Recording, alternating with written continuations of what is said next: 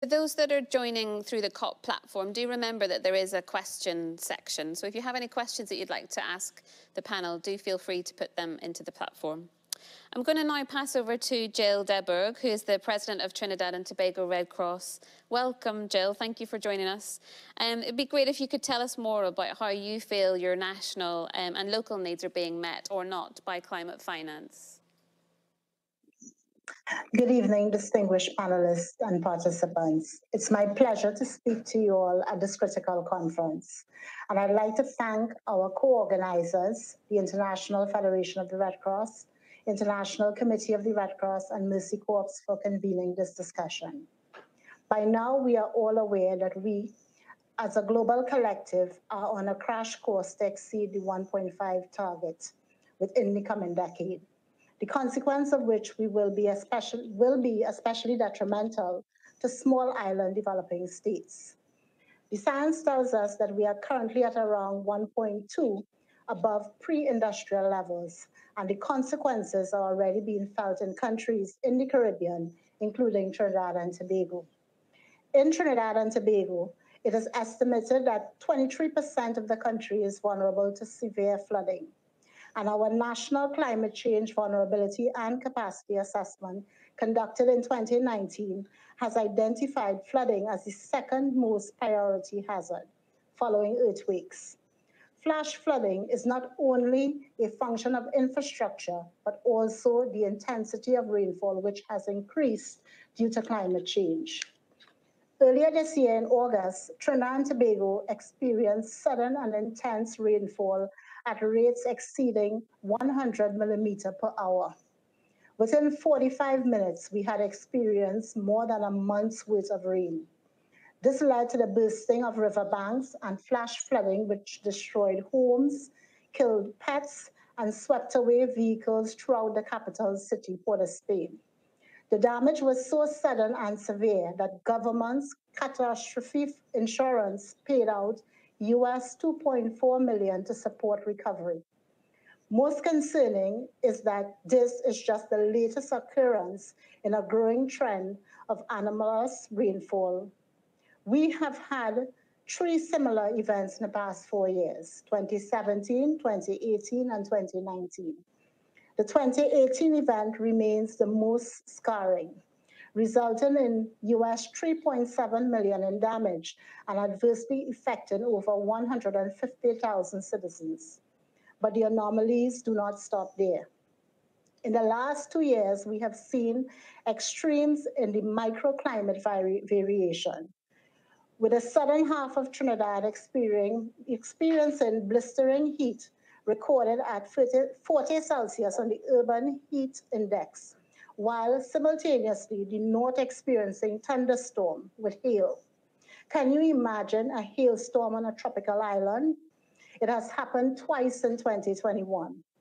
These changes in temperature and extreme rainfall has also created favorable conditions for the breeding and migration of the Maruga grasshopper, locally known as locusts. According to our Ministry of Agriculture, locust swarms, which once occurred every 14 years, are now an annual occurrence. Right now, as I speak, these locusts are devastating agricultural lands and encroaching into urban environments. Believe me when I say that the need for anticipatory action is greater than it has ever been.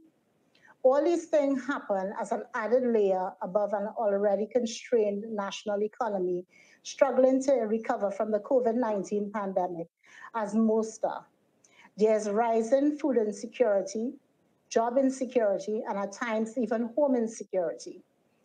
What those of us working on the ground know with certainty, and as expressed in the Climate and Environment Charter, we are in a climate crisis, and it is already impacting the lives of our most vulnerable communities, from their economic livelihoods and food security, psychosocial well-being, access to clean drinking water, and much more. Trinidad and Tobago Red Cross is a signatory to the Climate and Environment Charter for humanitarian organizations. And we are resolute in the 7 commitments, which represents our clear express commitment to impactful and sustainable programming activities towards the realization of behavioral change in our society as it relates to climate change. How are we turning this commitment into action? By devising an ambitious 5-year environmental program that builds on the legacy and partnership of our crisis management, youth and health services. Aptly named Safeguarding Society Through Environmental Sustainability, it recognizes that humanitarian crises can be catalyzed by natural disaster and intensified by existing environmental conditions. Our 5-year program is built on a foundation of technical assessment and stakeholder engagement. It establishes 4 pillars of work to make the Trinidad and Tobago Red Cross an exemplar in environmental leadership and a driving force in building national environmental sustainability and social resilience. Our 4 pillars are energy and climate mitigation, community-based climate change risk reduction, adaptation and resilience, environmental education, ecosystem-based livelihoods, and community empowerment. 4th, sustainable circular economy. Across these 4 pillars, there are 61 activities that we anticipate will yield 100,000 beneficiaries, establishing over 30 new partnerships. As the Charter calls for us to develop targets and measure progress, there are 145 key performance indicators built in to keep the program on track as we hope to both mitigate the Trinidad and Tobago Red Cross carbon print while building the capacity of the most vulnerable communities. Our activities also bring to life the Charter's commitment to maximize the sustainability of our work and rapidly reduce GHG emissions. Activities such as conducting more frequent EVCAs across both Trinidad and Tobago using our decentralized office model sets a bolder ambition for a customary community-based approach. Other activities such as making our facilities carbon neutral by 2025 are new to us and a work in progress.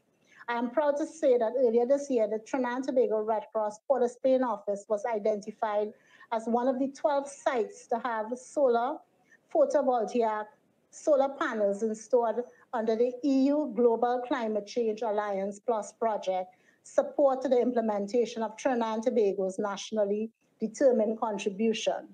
We will mobilize our human resource and experience of working on the ground to activate community-led reforestation, returning tree cover to land destabilized by urban development and agricultural slash and burn practices, both of which further exacerbate the frequency of localized flooding. Initially, this will include the planting of over 1,000 trees by communities, volunteers, staff, and youth champions, and will be aligned to long-term behavior change education through community-based training on preservation of the green environment and practical demand-side management techniques for reducing energy consumption.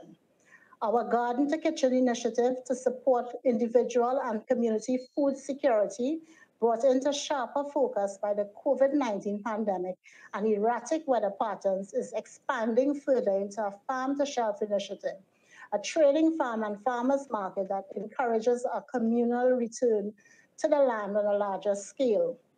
Young people will continue to be an important component of our work to speed up change. Having contributed to the development of our environmental program as stakeholders, we will continue the engagement through our Youth Links and Trailblazers program at primary and secondary schools. This will include providing interactive and experiential learning materials and training for both students and teachers on renewable energy, energy efficiency, low emissions practices, and lifestyles as part of our behavior change strategy to foster a more environmentally responsible citizenry and green advocates. So, our national and local needs being met, it's a work in progress. We are doing the best we can with what we have and have been successful with thus far.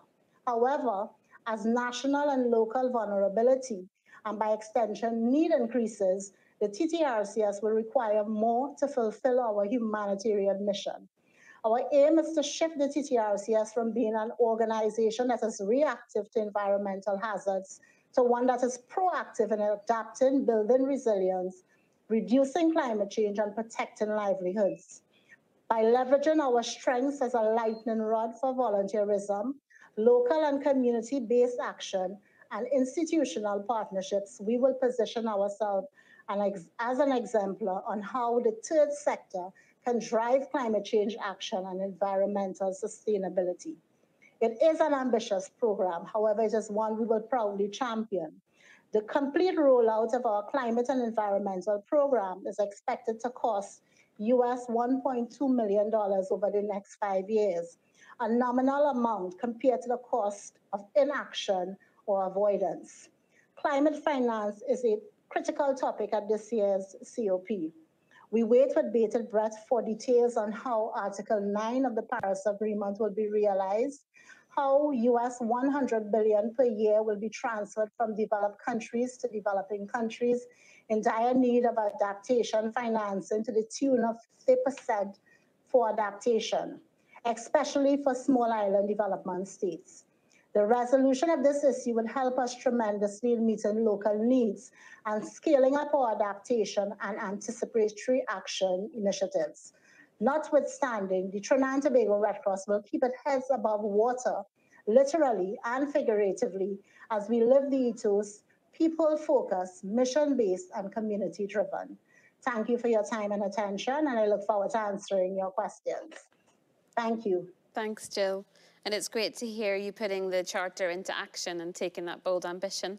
I'm sure you can inspire others. Like Mercy Corps, we've just signed up a few weeks ago, so we need to start and follow in your good footsteps. So thank you, Jill. And I'm going to